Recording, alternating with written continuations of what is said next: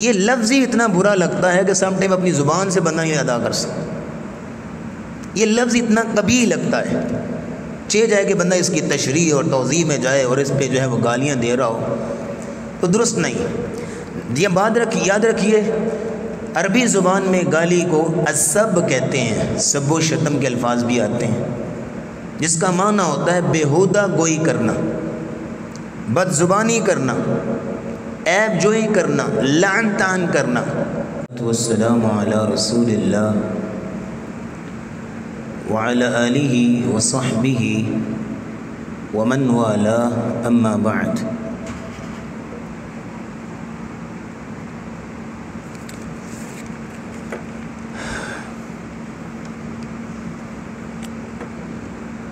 اللہ تعالیٰ نے انسان کو جو جسمانی اعضاء دیے ہیں ان میں زبان کی اپنی ایک خاص حیثیت ہے. زبان انسان کی شخصیت کی ترجمان ہوتی ہے.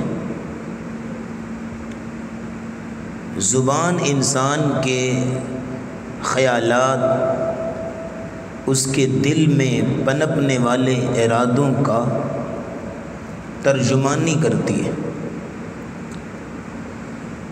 تو زبان جو ہے اس کے متعلق بھی اسلام نے جو ہے وہ ہمیں احکامات دیے ہیں. ما یلفظ من قول الا لدیہ رقیب عتید. جو بھی انسان اپنی زبان سے لفظ نکالتا ہے اس کے پاس فرشتے موجود ہوتے ہیں جو اس کی ایک ایک بات کو لکھ رہے ہیں اور نوٹ کر رہے ہیں. نبی کریم صلی اللہ علیہ وسلم نے فرمایا ان العبد اذا تکلم بکلمہ، ایک بندہ کوئی گفتگو کرتا ہے، کلام کرتا ہے اور کوئی خوبصورت بات اپنے منہ سے نکالتا ہے تو وہ شاید توجہ نہیں کرتا، لیکن اللہ اس ایک کلمے کی وجہ سے اللہ اس کو جنت میں داخل کر دیتے. اور سم ٹائم ایک انسان جو ہے وہ ایک کلمہ اپنے منہ سے نکالتا ہے، کوئی بری بات، کوئی برا کلمہ، تو وہ شاید توجہ نہ کرے، لیکن اس کلمے کی وجہ سے نبی اسلام نے فرمایا اللہ اس کو جہنم میں بھی پھینک دیتے. بات ایک کلمے کی ہو رہی ہے.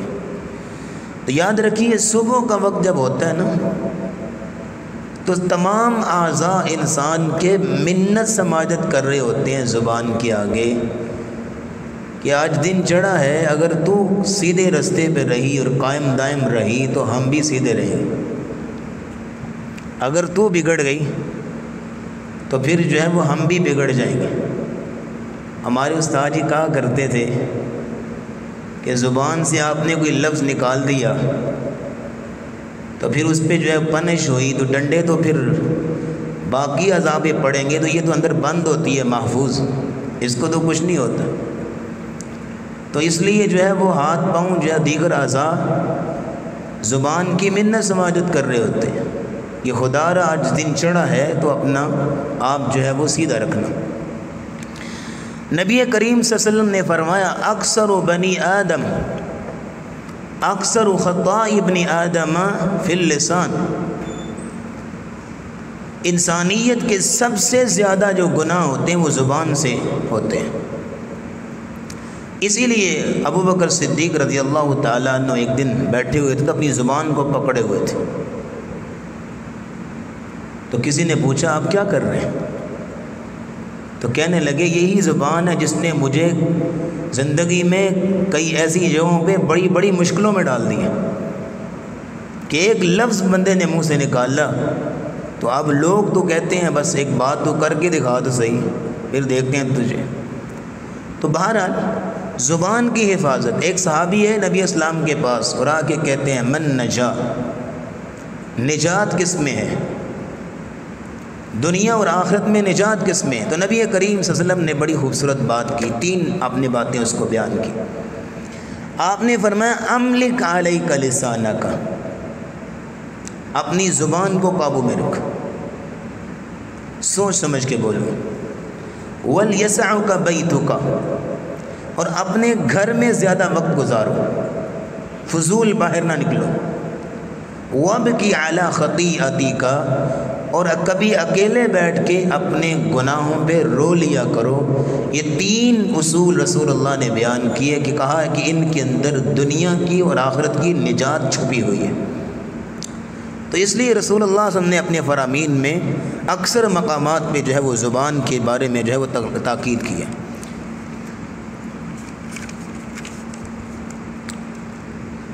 آج کے مختصر درس میں ویسے کافی دن ہو گئے ہیں، تھکاوٹ لگ رہی ہے، کیوں جی؟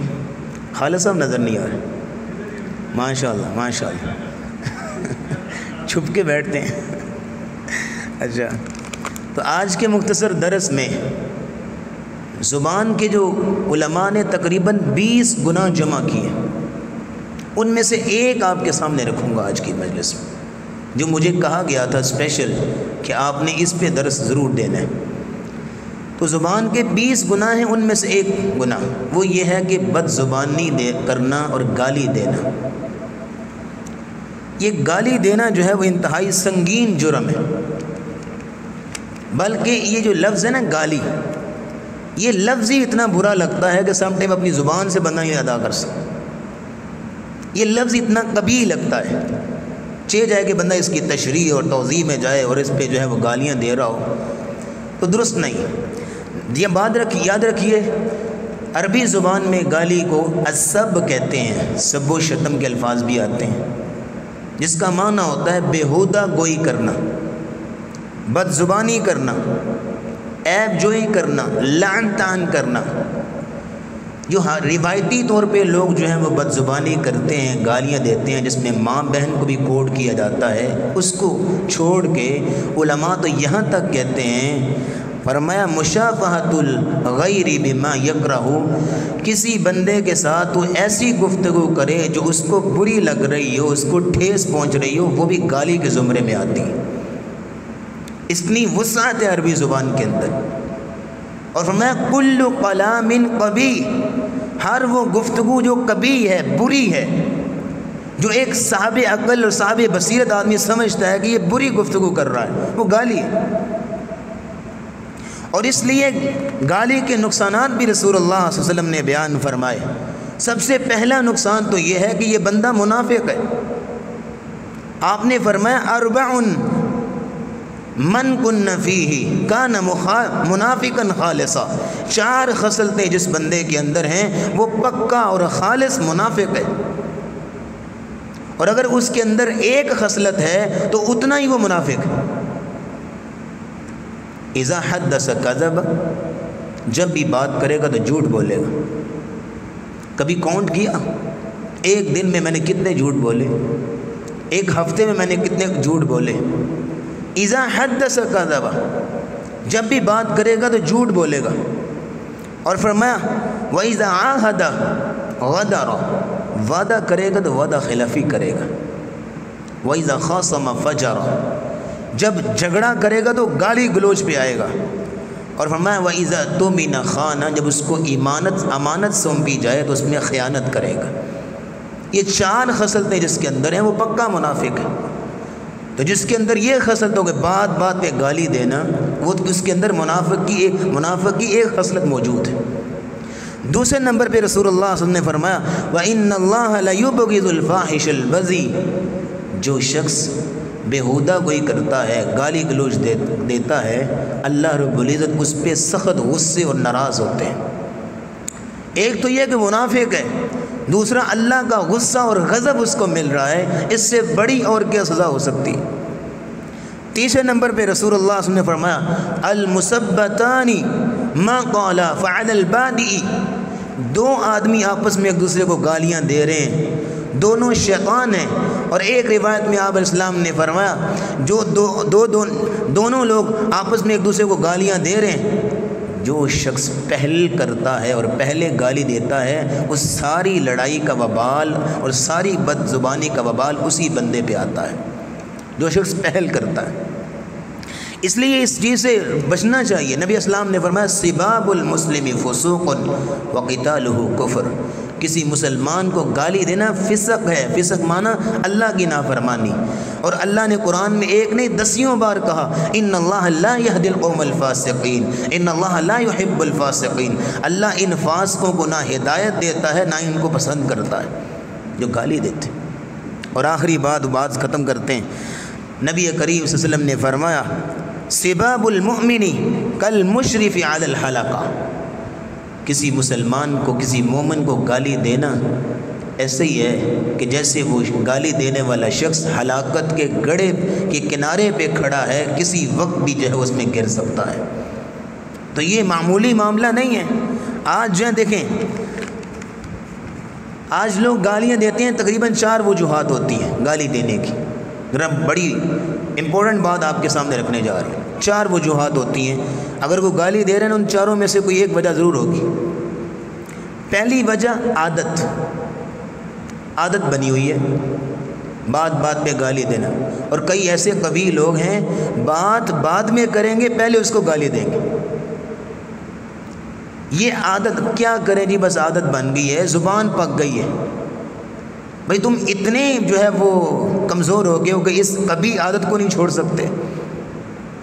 دوسرے نمبر پہ دوسری وجہ ہے مذاق، فیشن۔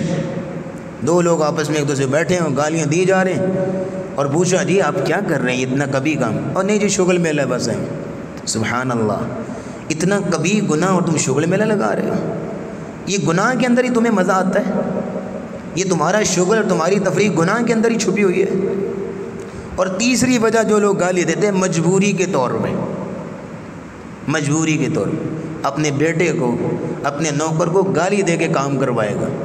پوچھے نا سر آپ کیا کر رہے ہیں، کیوں گالی دے رہے ہیں؟ وہ اونج سن دے نہیں جی، انہوں نے انجی بلائیے پھر سن دینا۔ سبحان اللہ، تم نے ان کی عادت ہی ایسی بنائی ہے کہ جب تک تم ان کو گالی نہیں دو وہ بات ہی نہیں سنیں۔ میں نے اپنی آنکھوں سے اپنے کانوں سے آپ کے ویلنشیا کے اندر ہی ایسے لوگوں کو دیکھا ہوا ہے، گھر کے اندر نوکروں کو اتنی گندی گندی گالیاں دیتے ہیں کہ نعوذ باللہ من ذالک، میں نے اپنے کانوں سے سنا۔ کیا کریں جی، مجبوری ہے جی، ویسے سنتے نہیں ہیں۔ تم نے ان کی عادت ایسی بنا دی، تم پیار سے ان کو سمجھاؤ کیوں نہیں سمجھیں گے۔ چوتھی اور آخری وجہ غصہ۔ انسان غصے کے اندر آتا ہے تو پھر پھٹتا ہے منہ سے، پھر پتہ نہیں کیا کیا پھٹتا ہے، وہ شیطان اسے جو ہے بٹواتا ہے سب کچھ۔ اس لیے یہ 4 وجوہات ہوتی ہیں گالی دینے کی، تو اس لیے ان چیزوں سے بچنا چاہیے۔ یہ بد زبانی اور گالی دینا اس میں جو ہے وہ انتہائی قباحت ہے، اور یہ انتہائی سنگین جرم ہے اور زبان کے گناہوں میں سے ایک گناہ ہے، اس سے جو ہے بچنا چاہیے۔ اللہ رب الدعا اللہ ہمیں زبان کی پاکیزگی نصیب فرمائے۔ وآخر دعوانا الحمدللہ رب العالمین۔